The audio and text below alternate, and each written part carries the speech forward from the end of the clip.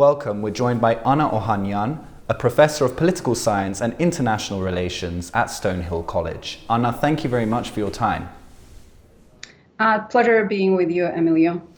So to start off, I want to ask about Russia's influence in all of this. Russia has deployed thousands of peacekeepers to Nagorno-Karabakh, and many feel that Russia has now secured its sphere of influence in the South Caucasus.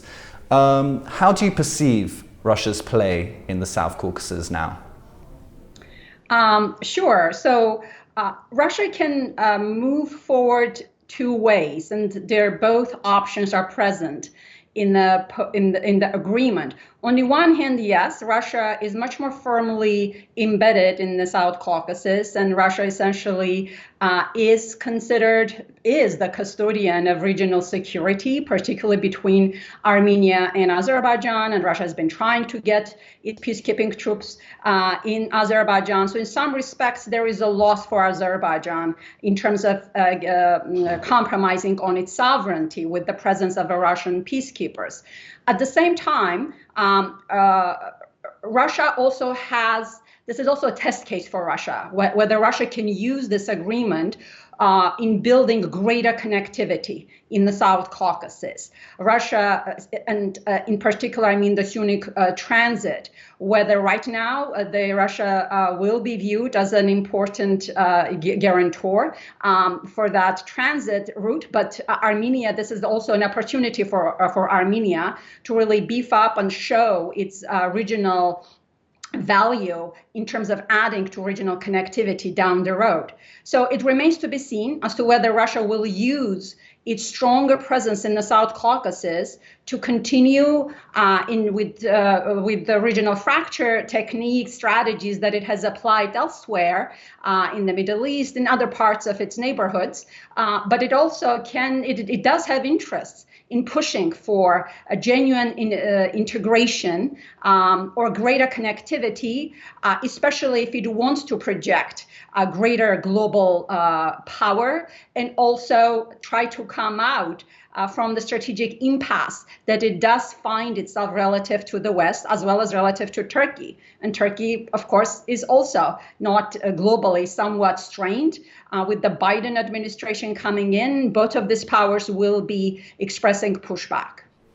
And you mentioned the Biden administration. Many say that the West was completely sidelined from this 2020 ceasefire agreement. And furthermore, as you said, Biden will soon be inaugurated. France's relationship with Turkey has deteriorated. Do you think it's likely now that the West is going to start to really engage with the South Caucasian countries?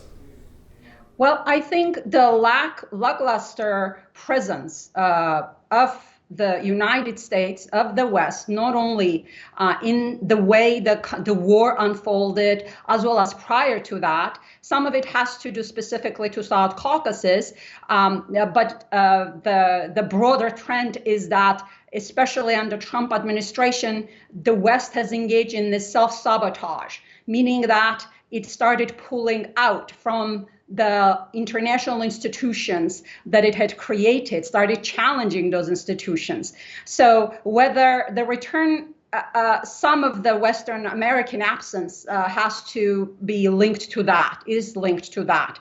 And Georgia also actually learned this, that relying on the West can be complicated with Saakashvili's adventurous war in 2008. And essentially hoping that NATO would come to their defense, and they did not. So I think we have the understanding as to where the West and United States is headed is important. But moving with my one concern with the incoming Biden administration is whether, on the one hand, it's exciting that Biden administration is much more deliberate and has specific language and intention in protecting democracies, democratic corruption, issues of human rights, dealing with issues of authoritarian increase. All of this is well and good. But at the same time, I am worried that this can translate into greater ideological divide, and it will put countries such as Armenia, Moldova, or Belarus that are somewhere in between, where democratization, push for rights is very much domestic, bottom-up process, And very much Armenia's case is fascinating because Armenia's democratization, it was grassroots happening in Russia's security orbit.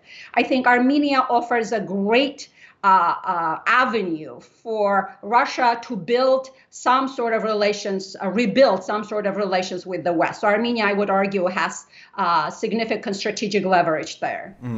And this was a victory for Azerbaijan, and Azerbaijan is an autocratic state. Do you think there was an element of Armenia being punished for being a democracy by undemocratic powers?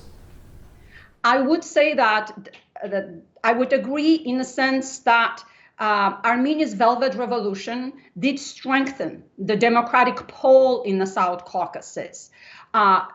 Democracies do strengthen regionally. It did create significant pressures on the Aliyev regime, and this, keep in mind that that this war was happening in a backdrop of protests in Belarus against Lukashenko, right? So to a certain extent, the Aliyev's decision to militarize, to respond at such a level, I do agree, was a way to drag in Turkey. It was a sort of this authoritarian coordination to respond to growing democratization in the South Caucasus.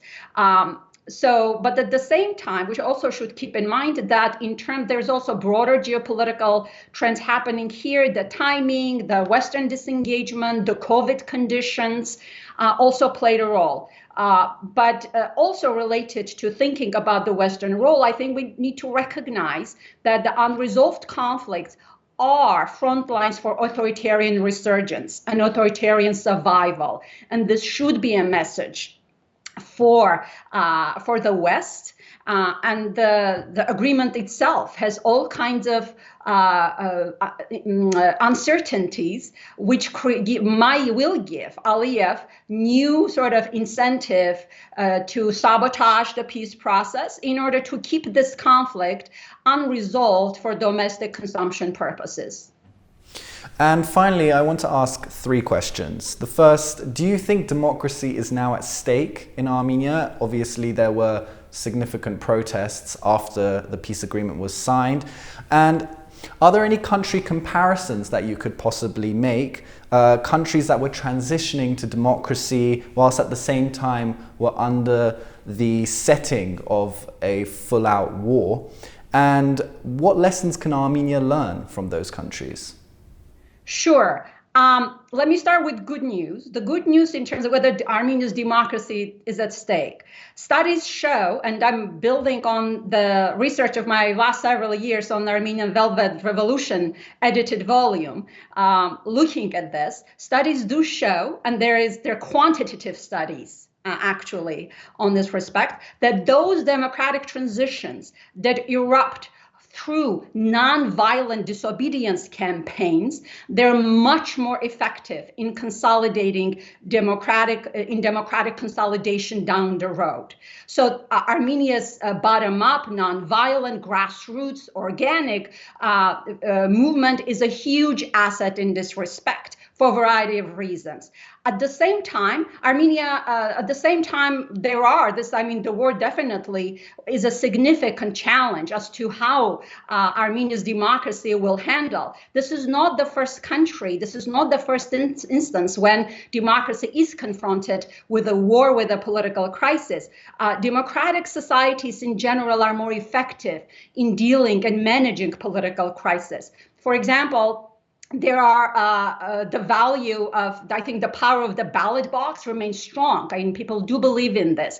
But for democracies to consolidate, it will depend as to whether democratic institutions will be institutionalized, they will be viewed as legitimate. Looking at the public discourse currently, I am worried that there are proposals, some very good intentioned, right, of creating government of unity or or creating some sort of like a committee, ad hoc, transitional government. These are all very dangerous because what they do not allow democratic institutions to practice, to manage the crisis through institutional means. Democracy is a muscle. You don't use it, you lose it. By creating the extra constitutional channels, the danger is to undermine the value of settling these issues through the ballot box.